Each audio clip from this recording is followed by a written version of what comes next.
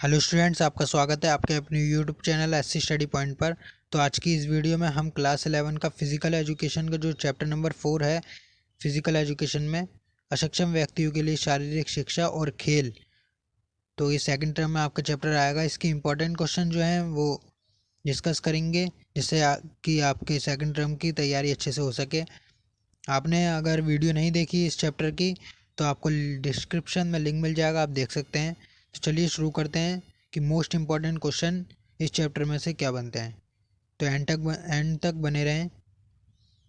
समय पहला क्वेश्चन है कि रूपांतरित शारीरिक शिक्षा और उसके उद्देश्य क्या हैं, ये बताइए।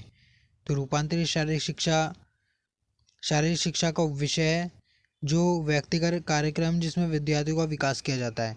जिन विद्यार्थियों को विशेष शारीरिक शिक्षा कार्यक्रम की आवश्यकता होती है उनके लिए ये कराया जाता है। और रूपांतरित शारीरिक शिक्षा जो होती है उसके अंतर्गत शारीरिक पुष्टि, गामक पुष्टि और मूलभूत गामक कौशल, तैराकी के विभिन्न कौशल, नृत्य कौशल और व्यक्तिगत एवं सामूहिक खेल इसमें कराए जाते हैं। ठीक है, और इसके उद्देश्य निम्न प्रकार हैं। पहला है कि चिकित्सा परीक्षण कराया जाता है। कार्यक्रम जो होते हैं, जो कार्यक्रम खेल किए जाते हैं वो विद्यार्थियों की जो रुचि है उसके अनुसार कराए जाते हैं। उपकरण यानी जो सामान होता है खेलने का, तो वो आवश्यकता अनुसार ही होना चाहिए और विशेष पर्यावरण प्रदान करना चाहिए। पांचवा पॉइंट है विद्यार्थियों की आवश्यकता अनुसार नियमों का संशोधन किया जाना चाहिए, यानी विद्यार्थियों के अनुसार ही नियम को लागू या बनाया जाना चाहिए। दूसरा क्वेश्चन है कि पैरालंपिक खेलों के प्रारंभ उद्भव में संक्षेप में लिखिए। ठीक है, अगर आपने वीडियो नहीं देखी सैम्पल पेपर की तो डिस्क्रिप्शन में लिंक मिल जाएगा, आपको देख सकते हैं कि आपका जो सेकंड टर्म का एग्ज़ाम होगा तो फिज़िकल एजुकेशन का वो किस प्रकार आएगा। 1 नंबर के आपके क्वेश्चन नहीं आएंगे एमसीक्यू, 2 नंबर, 3 नंबर और 4 नंबर के क्वेश्चन आएंगे। वो किस प्रकार आएंगे वो देख सकते हैं, आपको लिंक मिल जाएगा। तो दूसरा क्वेश्चन है कि पैरालंपिक खेलों का प्रारंभ कब हुआ और उद्भव के बारे में इसमें बताना है संक्षेप में। तो 3 से 4 नंबर का ये क्वेश्चन होगा। तो द्वितीय विश्व युद्ध जो हुआ था उसके दौरान लाखों लोगों को काफ़ी भीषण पीड़ा से गुजरना पड़ा। तो उसके ही तहत काफ़ी लोग युद्ध की भीषणता को याद कर कांप उठते थे। इस युद्ध का दर्द समझते हुए लुडविग गटमैन ने, ठीक है, उन्होंने 1948 में लंदन के विभिन्न अस्पतालों में शारीरिक रूप से विकलांग जो व्यक्ति होते हैं उनके लिए लोगों की प्रतियोगिता का आयोजन किया जो काफ़ी सफल रहा और काफ़ी सराहा गया। तो जो लुडविग गटमैन है उन्होंने 1948 में लंदन में एक अस्पताल था उसमें शारीरिक रूप से विकलांग जो व्यक्ति होते हैं उनके प्रतियोगिता आयोजन किया, जो काफ़ी सराहा गया और सफल भी रहा। इसी से प्रेरित होकर 1960 के रोम ओलंपिक के दौरान लुडविग गटमैन ने करीब 400 विकलांग खिलाड़ियों को एकत्रित किया और खेलों का आयोजन किया। जो दिव्यांग व्यक्ति होते हैं उनको इकट्ठा करा 400 खिलाड़ियों को और उसका खेलों का आयोजन कराया गया। और इन खेलों को पैरालंपिक का नाम दिया गया। ठीक है, और अंतर्राष्ट्रीय पैरालंपिक संस्था की समर और विंटर ओलंपिक खेलों का आयोजन करती है। तो इसमें पैरालंपिक समर में भी होते हैं और विंटर में भी होते हैं, उसका भी आयोजन कराया जाता है। नेक्स्ट है कि रूपांतरित शारीरिक शिक्षा के विभिन्न उद्देश्यों को सूचीबद्ध कीजिए। जो रूपांतरित शारीरिक शिक्षा होती है उसके उद्देश्य क्या हैं। ठीक है, तो रूपांतरित शारीरिक शिक्षा के निम्नलिखित उद्देश्य हैं। पहला है कि शारीरिक शिक्षा की सेवाएं प्रदान करना। फिजिकल एजुकेशन की सेवाएं जो होती हैं वो प्रदान करी जाती हैं। गामक कौशलों का विकास करना, खिलाड़ियों के आत्मसम्मान को विकसित करना, शरीर यांत्रिक के ज्ञान का विकास करना। पांचवा है खेलों में सक्रिय भागीदारी में वृद्धि करना और खिलाड़ियों की शारीरिक पुष्टि की विकसित करना और समाजीकरण को विकसित करना और खेल भावना में बढ़ोतरी करना। ये आदि जो हैं ये रूपांतरित शारीरिक शिक्षा के विभिन्न उद्देश्य हैं। अगला क्वेश्चन है समावेशी शारीरिक शिक्षा के सिद्धांतों की व्याख्या कीजिए। समावेशी शारीरिक शिक्षा के सिद्धांत क्या हैं। तो ये शारीरिक शिक्षा के विभिन्न उपविषयों के पारस्परिक संबंधों पर आधारित होनी चाहिए और यह सभी व्यक्तियों की आवश्यकता अनुसार होनी चाहिए। यानी जो भी व्यक्ति हैं उनके आवश्यकता अनुसार होनी चाहिए। इसे वर्तमान व भावी समाज की आवश्यकताओं से निपटने में सक्षम होना चाहिए। जो वर्तमान और भावी आने वाली समाज की आवश्यकताएं उनसे निपटने में सक्षम होनी चाहिए। इसे शारीरिक शिक्षा की व्यापक एवं गहरी जानकारी उपलब्ध कराने में सक्षम होनी चाहिए और सुयोग्यता पुष्टि को विकसित करने में योग्य होना चाहिए। इसे व्यक्तियों का सामाजिक व भावनात्मक विकास को सीखने योग्य होनी चाहिए। तो ये आदि जो है ये समावेशी शिक्षा के सिद्धांत हैं। अब समावेशी शिक्षा क्या है वो देख लेते हैं। समावेशी शिक्षा समावेशन के अंतर्गत विशेष ज़रूरत वाले बच्चे अपना अधिकांश समय सामान्य बच्चों के साथ बिताते हैं।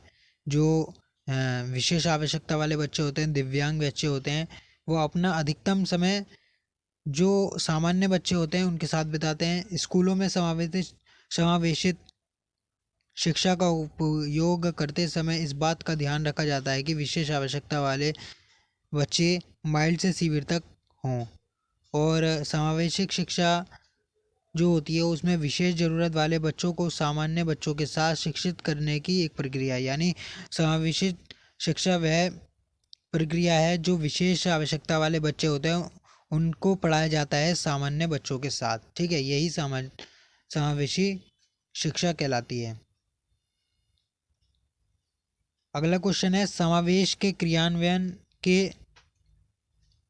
क्रियान्वय के कुछ तरीकों का वर्णन करें। यानी समावेशी जो शिक्षा है उसके क्रियान्वयन के तरीके क्या हैं। तो विद्यालय शिक्षा और उसके परिसर में समावेशी शिक्षा के कुछ निम्न तरीके हो सकते हैं। तो क्या है, पहला है स्कूल के वातावरण में सुधार। स्कूल का वातावरण किसी भी प्रकार की शिक्षा में बड़ा ही योगदान रखता है। यानी स्कूल का जो वातावरण होता है तो उसमें बहुत ही बड़ा योगदान होता है उसका। यह कई चीज़ों पर शिक्षा बच्चों को बिना सिखाए भी देता है।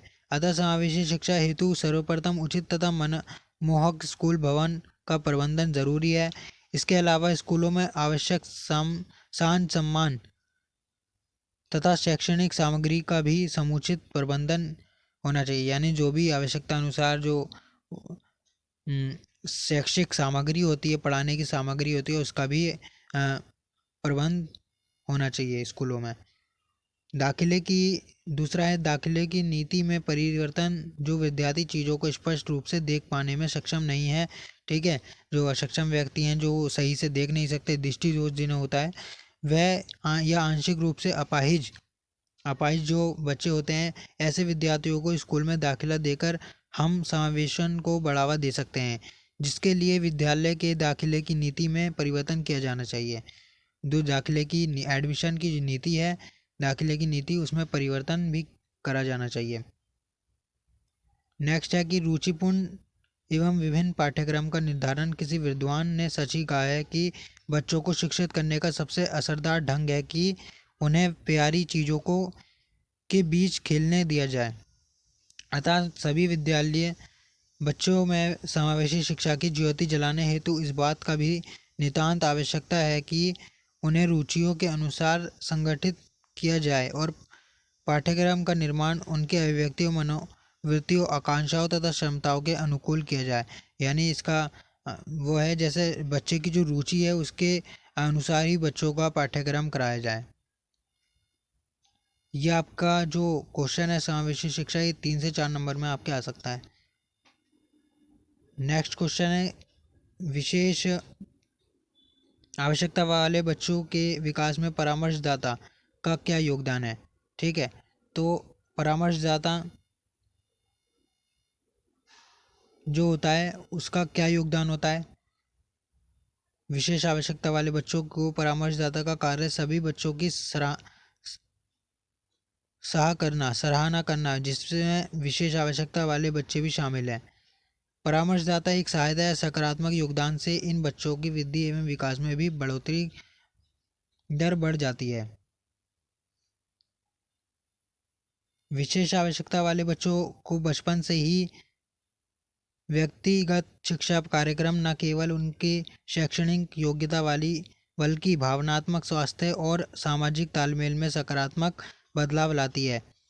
इस प्रकार विशेष आवश्यकता वाले बच्चे समाज के लिए उपयोगी सिद्ध होते हैं।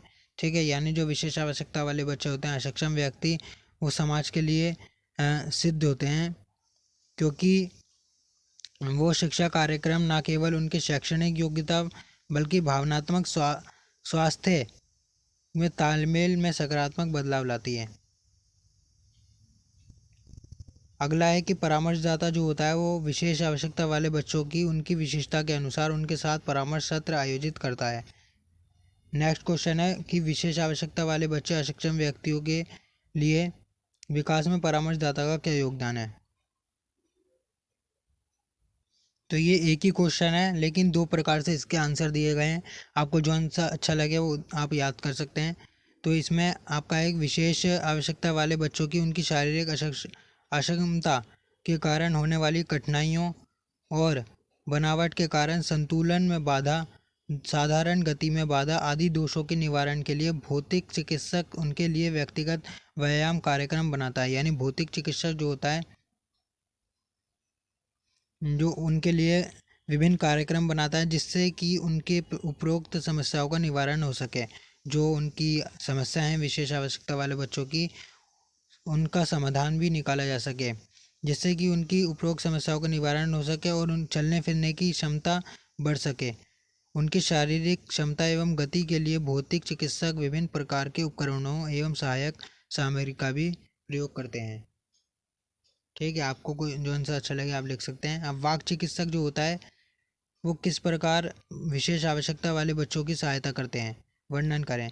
वाक चिकित्सक भाषण की अभिव्यक्ति जो होती है, वाक चिकित्सक होता है बोलने का चिकित्सक। ठीक है, यानी जो बच्चा बोल नहीं पाते वो उसके जो परामर्शदाता होते हैं, उनके चिकित्सक जो होते हैं, ठीक है, तो वो किस प्रकार अक्षम व्यक्तियों की सहायता करते हैं। तो भाषण की अभिव्यक्ति, जीभ, होठ, जबड़ा और तालु के समन्वय की कला है, जिससे अलग अलग प्रकार के शब्दों की ध्वनि निकलती है। वाक चिकित्सक जो होता है बच्चों की भाषण के अभिव्यक्ति में सुधार करने के लिए आवश्यक सुझाव देते हैं। जो वाक चिकित्सक जो होता है वो भाषण की जो अभिव्यक्ति होती है उसमें सुधार करने के लिए आवश्यक सुझाव देते हैं।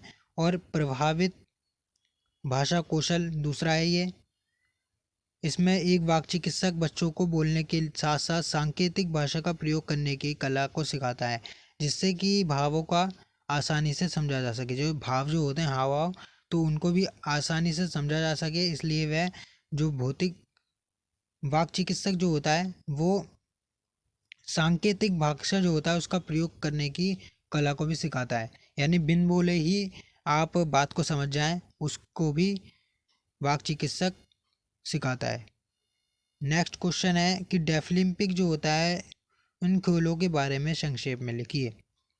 डेफलिम्पिक एक वाघिर खिलाड़ियों के लिए आयोजित किए जाने वाले विश्व में सबसे बड़ा आयोजन है। इनका आयोजन वाघिरों के लिए खेलों की अंतर्राष्ट्रीय कमेटी द्वारा किया जाता है। डेफलिम्पिक्स अंतर्राष्ट्रीय ओलंपिक संघ द्वारा स्वीकृति है और ओलंपिक खेलों की तरह डेफलिम्पिक खेल प्रत्येक 4 वर्ष में आयोजित किए जाते हैं। यानी ओलंपिक खेल भी 4 वर्ष में आयोजित करते हैं और डेफलिम्पिक भी 4 वर्ष में आयोजित किए जाते हैं। डेफलिम्पिक्स का प्रारंभ 1924 पेरिस में हुआ था और विंटर डेफलिम्पिक की शुरुआत 1949 को हुई। इन खेलों की शुरुआत मात्र 148 खिलाड़ियों के प्रदर्शन से हुई, किंतु अब लगभग 4000 खिलाड़ियों इन खेलों में भाग लेते हैं। यानी जब इसकी शुरुआत हुई तो 100 खिलाड़ियों ने प्रदर्शन करा, लेकिन अब इस समय लगभग 4000 खिलाड़ी इन खेलों में भाग लेते हैं। डेफलिम्पिक जो होता है इसमें प्रतिस्पर्धा करने के लिए खिलाड़ी की बधिरता कम से कम 55 डेसिबल होनी चाहिए। ठीक है, तो आपके जो क्वेश्चन आंसर थे इम्पोर्टेंट वो इस चैप्टर में से मैंने बता दिए हैं। आपको वीडियो अच्छी लगी हो तो लाइक करें, शेयर करें, चैनल को सब्सक्राइब करें, बेल आइकन दबा दें, जिससे कि आपको आने वाली वीडियो मिलती रहे।